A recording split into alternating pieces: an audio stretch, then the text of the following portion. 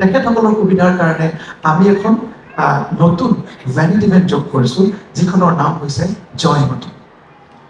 জয়মতীত ইতিমধ্যে 3টা কেবিনেট আছে আৰু 3টা কেবিনেটতে আমাৰ বিভিন্ন কাম চলিব আৰু এটা কেবিনেট আপোনালোকে অনলাইন এডিটিং ছেটআপ লৈ বহাব পাৰিব।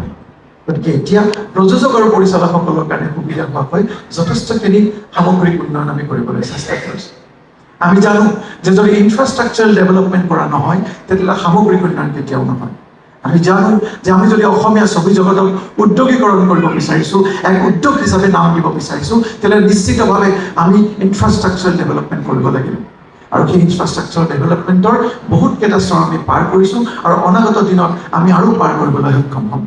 আমি তেলেগু চিনেমাৰ লগত, তেলেগু ইণ্ডাষ্ট্ৰীৰ লগত এখন MOU চাইন কৰিছোঁ, অসম ৰাজ্যিক চলচ্চিত্ৰ বিত্ত উন্নয়ন নিগম আৰু তেলেংগানা ৰাজ্যিক চলচ্চিত্ৰ বিত্ত উন্নয়ন নিগমে, যাৰ জৰিয়তে আপোনালোকে তেলেগু ইণ্ডাষ্ট্ৰীৰ যিকোনো সুবিধা আপোনালোকে বহুত কম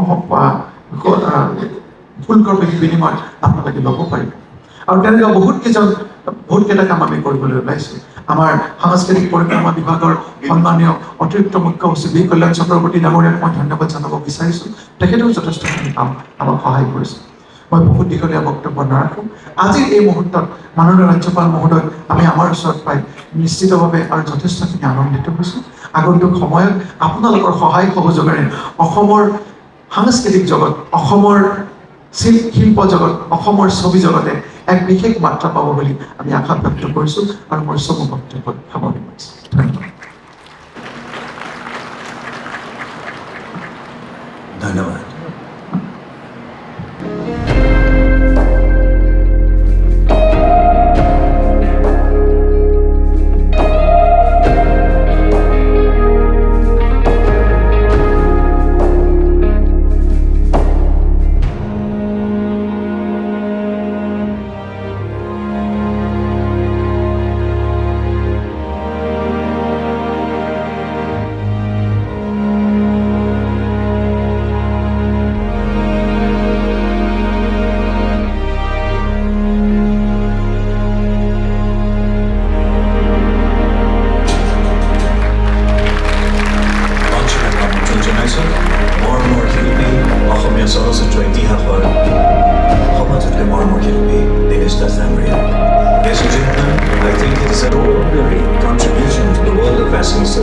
Ladies and gentlemen, Sri Dinesh Das receives the award for the Lifetime Achievement.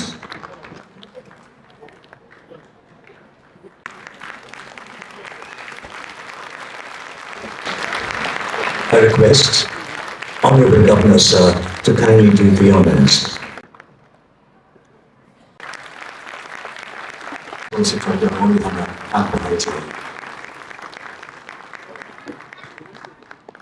ধন্যবাদ। আপোনালোকে আসন গ্ৰহণ কৰিব পাৰে। 2021 বৰ্ষৰ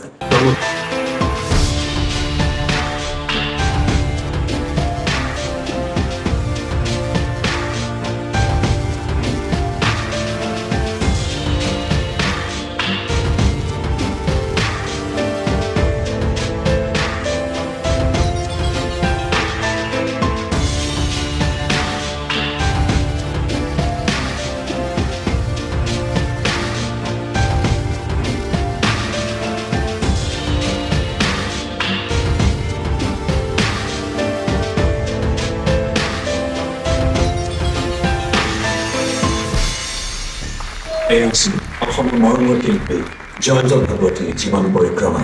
জয়ন্ত দা কিছু অসুস্থতাৰ বাবে আজি আমাৰ মাজত উপস্থিত হ'ব পৰা নাই, কিন্তু তেখেতৰ হৈ এই বঁটাটি গ্ৰহণ কৰিব তেখেতৰ পুত্ৰ বৰ্ণ ভাগৱতীয়ে।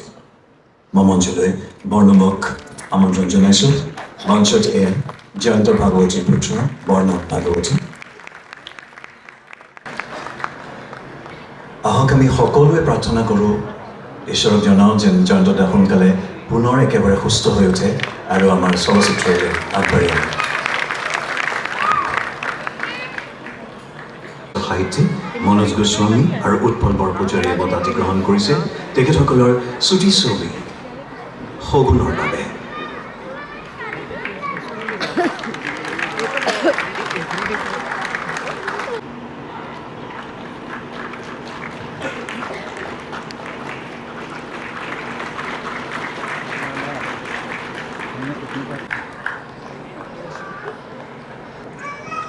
ধন্যবাদ অংকুৰাজ কোঁৱৰ। তেওঁ লাভ কৰিছে ৰুদ্ৰ বৰুৱা বঁটা শ্ৰেষ্ঠ নেপথ্য কণ্ঠশিল্পী 2020 চনৰ বাবে চলচ্চিত্ৰ দ্য কনচিকুৱেঞ্চ।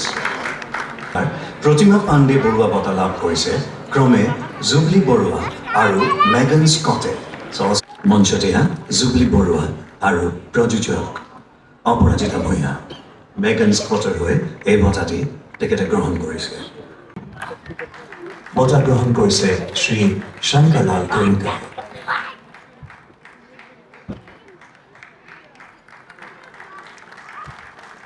2020 বৰ্ষৰ অসমীয়া চলচ্চিত্ৰলৈ আগবঢ়োৱা বিশেষ অৰিহণাৰ জয়ন্ত হাজৰিকা বঁটা গ্ৰহণ কৰিছে শ্ৰী শংকৰলাল গোয়েংকা ডাঙৰীয়াই।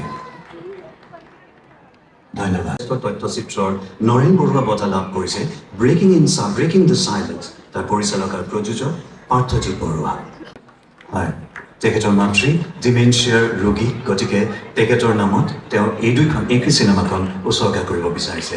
এই পুৰস্কাৰটি তেখেতৰ নামত ল'ব বিচাৰিছে পাৰ্থজিৎ বৰুৱা, বিশিষ্ট পৰিচালক পাৰ্থজিৎ বৰুৱা।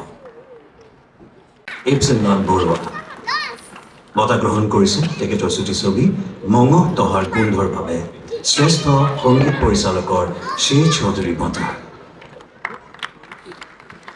গ্ৰহণ কৰিছে চলচ্চিত্ৰ গৰুৰ বাবে শ্ৰেষ্ঠ সহ অভিনেতাৰ গিৰীশ চৌধুৰী বঁটা।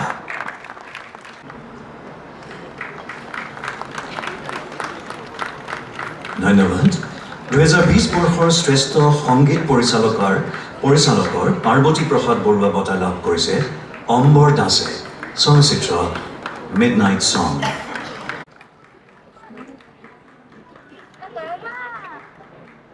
ধন্যবাদ। প্ৰথমতে মোৰ চেনেলে স্বাগতম জনাইছোঁ কপিলে, আৰু সৰুৰ পৰা আপোনাৰ অভিনয় চাই আছোঁ। আজি খুব এটা ধুনীয়া অনুষ্ঠানত আহিলোঁ। এই অনুষ্ঠানটোৱে আমাৰ অসমীয়া ছবি উদ্যোগৰ ক্ষেত্ৰত যথেষ্ট অৰিহণা আগবঢ়াইছে। কি ক'ব আপুনি ইয়াৰ বিষয়ে? তাৰমানে এটা বছৰটোত আমি সকলোৱে ৰৈয়ে থাকোঁ আচলতে অসম ৰাজ্যিক চলচ্চিত্ৰ বঁটাৰ বাবে, কাৰণ আমাৰ শিল্পীসকলে সকলোৱে কেমেৰা আগত থকা হওক বা কেমেৰা আঁৰত থকা হওক খুব কষ্ট কৰে এখন চিনেমাৰ ক্ষেত্ৰত। গতিকে যেতিয়া এটা সমজুৱাকৈ ৰাইজৰ মাজত এটা স্বীকৃতি পায়, এটা খুব ভাল লাগে আৰু ভালকৈ দুগুণ উৎসাহেৰে মানুহে কাম কৰিবলৈ আগবাঢ়ে। গতিকে চৰকাৰে এনেকুৱা অনুষ্ঠান সদায় প্ৰত্যেক বছৰে পাতক, সেইটো আমি সকলোৱে সেইটোৱে কামনা কৰোঁ। আৰু এইবাৰ চৰকাৰে আৰু এটা বস্তু লৈছে বীমাৰ ক্ষেত্ৰত, মানে আমাৰ যিসকল কোলাকুলি আছে, কাম কৰি থকালৈকেতো ঠিকে থাকে, বাট যেতিয়া আমাৰ ক্ৰিটিকেল কিবা এটা চিটুৱেশ্যন আহে সেইটো টাইমৰ কাৰণে যিটো বীমা এটা আঁচনি লৈছে, এটা খুব ধুনীয়া ষ্টেপ লৈছে। হয়, এইটো মানে প্ৰত্যেক ৰাজ্যতে থাকে আচলতে শিল্পীসকলৰ বাবে বীমাৰ যিটো এইটো ব্যৱস্থা কৰিছে, এইটো এটা খুব প্ৰশংসনীয় পদক্ষেপ। কাৰণ সকলোৱেতো জানেই আৰু আমি আপোন পাহৰা মানুহ হৈ যাব, নিজৰ কামতে মচগুল হৈ যাব, কিছুমান কথা বেছিকৈ চিন্তা কৰাৰ সামৰ্থ্যও নাই বা শক্তিও নাই নে কি নাজানো। সেইকাৰণে এনেকুৱা এটা পদক্ষেপ যি লৈছে খুব ভাল লগা কথা হৈছে। আৰু আন ৰাজ্যৰ নিচিনাকৈ আমাৰ অসমতো কিছুমান চলচ্চিত্ৰৰ ক্ষেত্ৰত কিছুমান ভাল ভাল কাম হৈ আছে, যেনেকৈ এতিয়া নতুন হল 10টা হলৰ কাৰণে হেৰি দিয়া হৈছে, ছাবচিডি দিয়া হৈছে যাতে চিত্ৰগৃহ নিৰ্মাণ হয়। গতিকে এইবিলাক ভাল কথা আৰু চলচ্চিত্ৰ মানে ৰজাঘৰৰ পৃষ্ঠপোষকতা সদায় লাগে চলচ্চিত্ৰ বা যিকোনো কলাৰ ক্ষেত্ৰত দেই। এইটো গোটেই বিশ্বতে আজি অতীজৰ পৰা আমি দেখি আছোঁ। অকলশৰীয়া শিল্পীসকলে অকলে চৰকাৰৰ বা মানে যিসকল দায়িত্বত থকা ব্যক্তিসকলৰ সহায় সহযোগিতাৰ অবিহনে কৰি তোলাটো সম্ভৱ নহয়। কপিল দাৰ ভাগৰ বহুত দিন চিনেমা চোৱা নাই, মানে বহুত দিন চিনেমাৰ পৰা বিৰতি হৈ আছে। ভাল খবৰ আহি আছে মোৰ এইবাৰ এই বছৰৰ মাজভাগত আহিব। খুব মই নিজে নকওঁ আৰু কি, নিজেনো কিমান নিজৰ চিনেমা ভাল বুলি ক'বা, আপুনি নিজেই চাব দেখা পাব। চিনেমাখনৰ নাম মই কৈ থওঁ, সূৰ্যমুখী। অ'কে, ঠিক আছে, all the best, thank U.